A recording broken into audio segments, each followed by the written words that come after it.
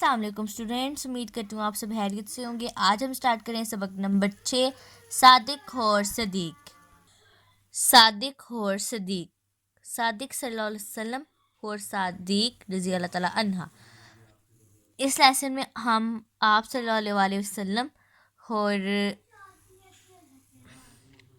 रज़ी अल्लाह ताला अन्हा के बारे में पढ़ेंगे, हज़रत अबू बकर सदीक के बारे में। ओके। सादिक सच बोलने वाले को कहते हैं। सादिक सच बोलने वाले को कहते हैं। सदीक सच की तस्दीक करने और गवाही देने वाले को कहा जाता है। हमारे प्यारे नबी सल्लल्लाहु अलैहि वसल्लम को सब लोग सादिक कहा करते थे, क्योंकि हमारे प्यारे नबी सल्लल्लाहु अलैहि वसल्लम ने कभी भी झूठ नहीं बोला, हमेशा सच बोला और सच की तालीम दी। नबी करीम सल्लल्लाहु अलैहि वसल्लम के साथी और बचपन के दोस्त हज़रत अबू बकर को हज़रत अबू बकर सदीक रज़ी अल्लाह ताला अन्हा कहा जाता, क्योंकि आप रज़ी अल्लाह ताला अन्हा ने सबसे पहले हमारे नबी सल्लल्लाहु अलैहि वसल्लम की सच्चाई की गवाही दी। खुद हजूर अकरम सल्लल्लाहु अलैहि वसल्लम ने एक मौके पर फरमाया कि मैंने जिस किसी के सामने इस्लाम पेश किया उसने थोड़ी बहुत झिझक महसूस की, लेकिन जब अबू बकर रज़ी अल्लाह ताला के सामने इस्लाम पेश किया तो उन्होंने बिला झिझक इसे कबूल कर लिया। इसी तरह हमारे प्यारे नबी सल्लल्लाहु अलैहि वसल्लम ने शब मेराज में हज़रत जिब्राइल से पूछा कि मेरी कौम में उस वाक़े की तस्दीक कौन करेगा, तो उन्होंने जवाब दिया, हज़रत अबू बकर सदीक रज़ी अल्लाह ताला अन्हा आप सल्लल्लाहु अलैहि वसल्लम की तस्दीक करेंगे, वो सदीक हैं। हज़रत अबू बकर रज़ी अल्लाह ताला का नाम अब्दुल्ला था। आप रज़ी अल्लाह ताला के वालिद का नाम उस्मान रज़ी अल्लाह ताला अन्हा और वालदा का नाम सलमा रज़ी अल्लाह ताला अन्हा था। आप रज़ी अल्लाह ताला अन्हा नबी करीम सल्लल्लाहु अलैहि वसल्लम से उम्र में कम ओबेश 3 बरस छोटे थे। बड़ों में सबसे पहले आप रज़ी अल्लाह ताला अन्हा ही ने इस्लाम कबूल किया और उस राह में आने वाली तमाम तकालीफ को सब्र व तहम्मुल से बर्दाश्त किया। सबसे पहली मस्जिद आप रज़ी अल्लाह ताला ने अपने घर के सहन में कायम की, जहां आप रज़ी अल्लाह ताला अन्हा नमाज पढ़ते और कुरान पाक की तिलावत करते। हज़रत अबू बकर रज़ी अल्लाह ताला अन्हा ने अपनी ज़िंदगी का हर लम्हा इस्लाम की तबलीग के लिए वक्फ कर रखा था। एक जानिब आप रज़ी अल्लाह ताला अन्हा कुरैश के बड़े बड़े सरदारों को सलाम की तरफ बुलाते, दूसरी जानिब आप रज़ी अल्लाह ताला अन्हा इन गरीब और बेकस गुलामों की आज़ादी के लिए अपना माल खर्च करते, जो इस्लाम लाने की वजह से कुफार के जुल्म व सितम का निशाना बने हुए थे। हज़रत बिलाल हबशी रज़ी अल्लाह ताला अन्हा भी ऐसे ही गुलामों में शामिल हैं, जिनको हज़रत अबू बकर सदीक ने खरीद कर आज़ाद किया था। हज़रत अबू बकर सदीक रज़ी अल्लाह ताला अन्हा के पास हिजरत से पहले 40,000 दरहम थे, लेकिन जब आप रज़ी अल्लाह ताला अन्हा हिजरत करके मदीना पहुँचे तो सिर्फ 5,000 दिरहम बाकी रह गए। बाकी सारे का सारा माल खुदा की राह में खर्च कर दिया था। मदीने में मस्जिद नबवी की तमीर के लिए ज़मीन का जो टुकड़ा नबी करीम सल्लल्लाहु अलैहि वसल्लम ने पसंद फरमाया, वो यतीम बच्चों सहल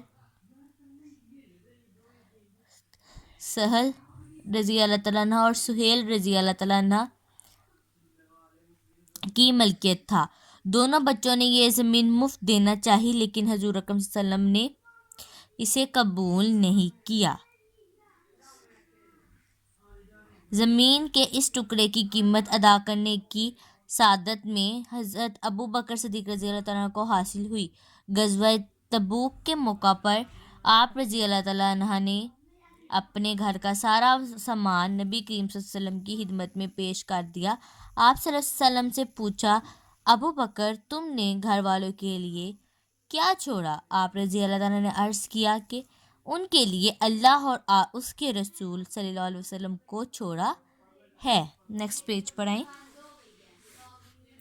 रसूल अकरम सल्लल्लाहु अलैहि वसल्लम के साथ सबसे ज़्यादा रहने का शर्फ हज़रत अबू बकर सदीक صلی اللہ علیہ وسلم حضرت ابوبکر صدیق رضی اللہ تعالیٰ عنہ ہی کو حاصل ہے۔ اسلام قبول کرنے کے بعد تو گویا ایک دن بھی آپ رضی اللہ تعالیٰ عنہ نبی کریم صلی اللہ علیہ وسلم سے الگ نہیں رہے، اور مدینہ منورہ کی جانب ہجرت بھی آپ صلی اللہ علیہ وسلم کے ساتھ ہی سفر ہجرت میں غار ثور میں 3 دن حضور اکرم صلی اللہ علیہ وسلم کی رفاقت میں رہنے کا اعزاز حاصل ہوا، جس کا ذکر قرآن کریم میں بھی آیا۔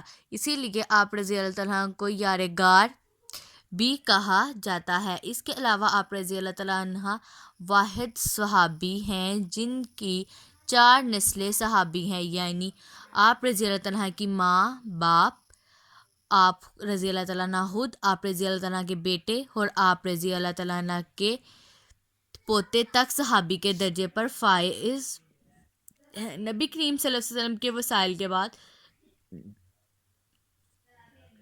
حضرت ابوبکر صدیق رضی اللہ تعالیٰ عنہ کو خلیفہ منتخب کیا گیا۔ خلافت کی ذمہ داریاں سنبھالتے ہی آپ رضی اللہ تعالیٰ عنہ کو بہت سی مشکلات کا سامنا کرنا پڑا۔ بعض قبائل نے زکوٰۃ دینے سے انکار کر دیا، بعض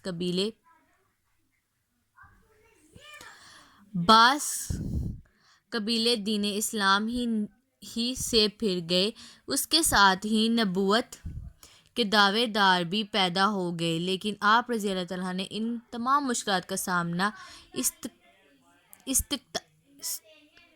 استقامت کے ساتھ کیا۔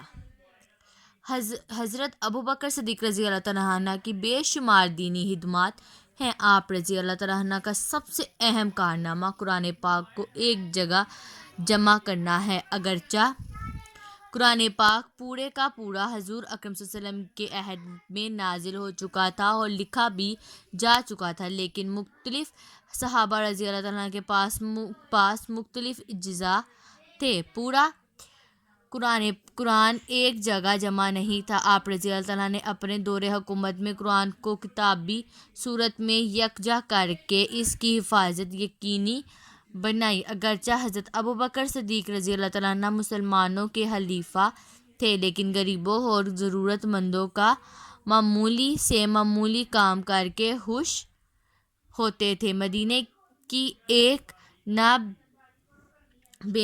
نابینا عورت کے گھر کا سارا کام آپ رضی اللہ تعالیٰ عنہ خاموشی سے کر کے آ جایا کرتے تھے۔ آپ رضی اللہ تعالیٰ عنہ نہایت سادگی پسند تھے، سلام